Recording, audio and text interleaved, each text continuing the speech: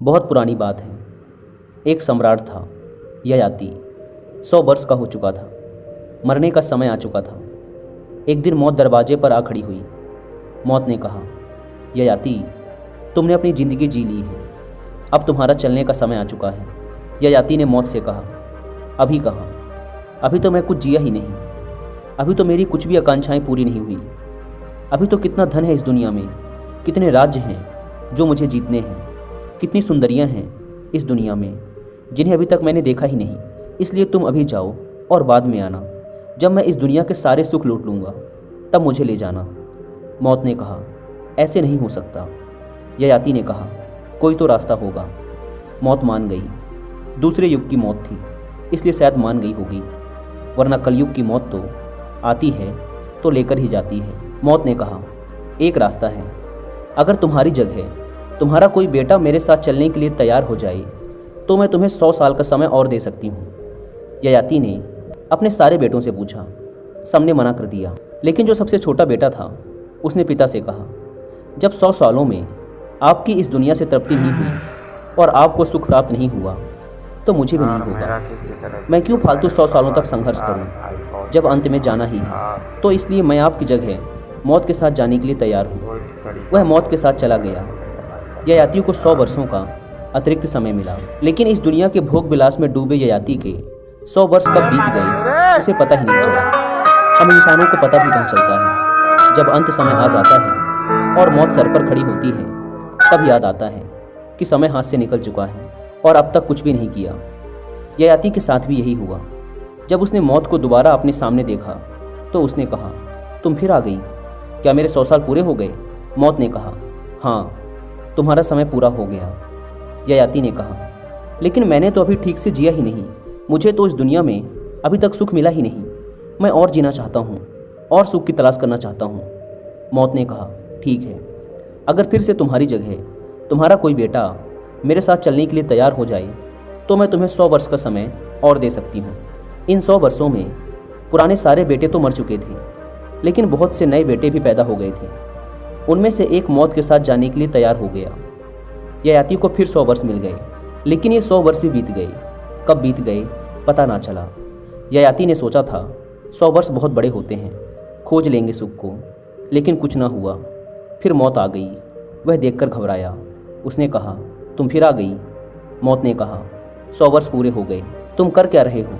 अभी तक तुम्हें सुख प्राप्त नहीं हुआ? तुम 200 वर्षों बाद भी वैसे ही उदास दिखाई दे रहे हो। ययाति ने कहा, रोज़ खोजता हूँ सुख को, लगता है कल मिल जाएगा। फिर जब अगला दिन आता है तो निराशा हाथ लगती है। फिर सोचता हूँ कल मिल जाएगा। ऐसे ही दिन गुजर रहे हैं। इस सुख की प्राप्ति के चक्कर में मैंने कितना धन इकट्ठा कर लिया, कितनी सुंदर स्त्रियों से विवाह कर लिए, लेकिन वो सुख जो मुझे चाहिए वो मुझे अभी तक नहीं मिला।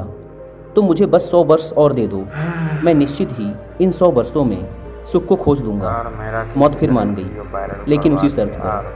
फिर इस बार ययाति के कई पुत्रों में से एक मौत के साथ जाने के लिए तैयार हो गया।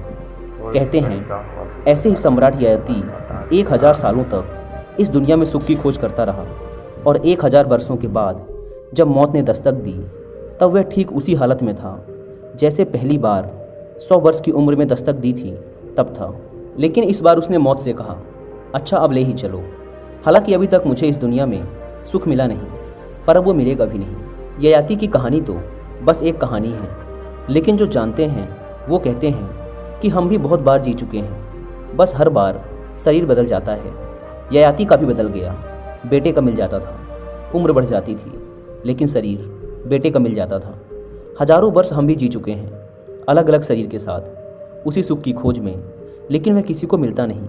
भगवत गीता में भगवान श्री कृष्ण ने भी कहा है कि सुख के मोह में ही इंसान इस दुनिया में बार बार जन्म लेता है। वह जन्म लेता है, जिंदगी भर सुख की खोज में भटकता है और मर जाता है, लेकिन उसका मोह अभी खत्म नहीं होता।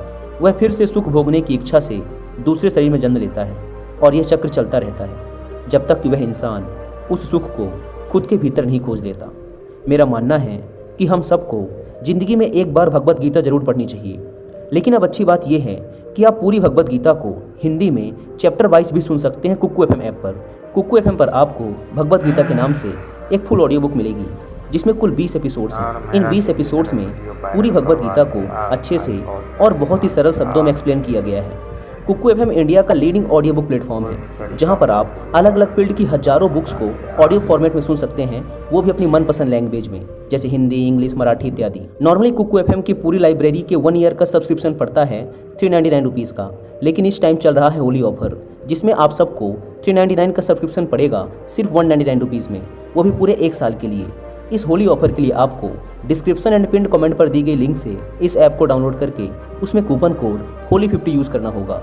लेकिन यह होली50 कूपन कोड सिर्फ 20 मार्च तक ही वैलिड है, इसलिए यदि आप 20 मार्च के बाद इस वीडियो को देख रहे हैं तो 50% डिस्काउंट के लिए यूज़ करें WI50 कूपन कोड। लेकिन यह कूपन कोड सिर्फ पहले 250 लोगों के लिए ही वैलिड है, इसलिए देर ना करें। Link description and pin comment पर दी गई है। ऐप को डाउनलोड कर होली50 कूपन कोड का फ़ायदा उठाएं। एंड्रयू कार्नेगी अमेरिकी इतिहास के सबसे अमीर इंसान थे। आज की डिजिटल दुनिया में मार्क जुकरबर्ग, एलोन मस्क और जेफ बेजोस के लिए $100 बिलियन कमा लेना आसान है, क्योंकि आज धन सबसे तेज़ी से बन रहा है। एंड्रयू कार्नेगी उस समय के उद्योगपति थे जब किसी उद्योगपति को $1 अरब कमाने में अपनी पूरी ज़िंदगी लग जाती थी। उस समय एंड्रयू कार्नेगी ने $10 अरब कमाए थे। उन्हें स्टील किंग के नाम से जाना जाता था। उन्होंने अपनी जवानी के दिनों में एक स्टील कंपनी में एक साधारण मजदूर के रूप में अपने करियर की शुरुआत की थी। उनका बचपन बहुत ही गरीबी में बीता था। इसके बाद भी वो उस समय अमेरिकी इतिहास के सबसे अमीर इंसान बने। जब वे मर रहे थे तब वे अपने पीछे $10 अरब की संपत्ति छोड़कर जा रहे थे। इतना पैसा आज तक किसी ने नहीं देखा था। उन पर बुक लिखने वाले राइटर्स ने उनके मरने के दिन उनसे पूछा, आप खुश तो बहुत होंगे क्योंकि आप अपने पीछे $10 अरब की संपत्ति छोड़कर जा रहे हैं। आप इस दुनिया के सबसे सफल उद्योगपति हैं। आज तक किसी भी उद्योगपति ने $10 अरब नहीं कमाए, इसलिए आप तो खुशी खुशी मरेंगे। यह सुन एंड्रयू कार्नेगी ने बड़े गुस्से में कहा, क्या $10 अरब? मैं तो $100 अरब कमाना चाहता था, लेकिन मैं सफल रहा। मुझे इस बात का बहुत दुख है।